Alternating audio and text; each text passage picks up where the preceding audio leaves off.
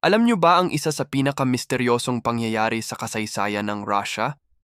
Noong February 1959, siyam na magagaling na hikers ang nagtungo sa Jatlov Pass, isang mapanganib na bahagi ng Ural Mountains. Ang dapat sana'y simpleng adventure ay naging isang hindi malilimutang trahedya.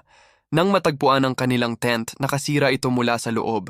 Para bang may kung anong pumilit sa kanila na lumabas sa gitna ng mapanganib na snowstorm. Ang mas kakaiba, ang iba sa kanila ay natagpo ang halos walang damit sa kabila ng sobrang lamig. Pero ang pinaka nakakabahala ay ang mga sugat na nakita sa kanilang mga katawan. May mga pinsalang hindi maipaliwanag ng mga eksperto, sugat na hindi pangkaraniwan sa mga aksidente sa bundok. Hanggang sa ngayon, hindi pa rin alam kung ano talaga ang nangyari sa Jatlov Pass. Maraming teorya pero walang kasiguraduhan. Kung gusto ninyong malaman ang iba pang mga misteryosong kwento, i-like at isubscribe ang aming channel. Salamat sa panonood.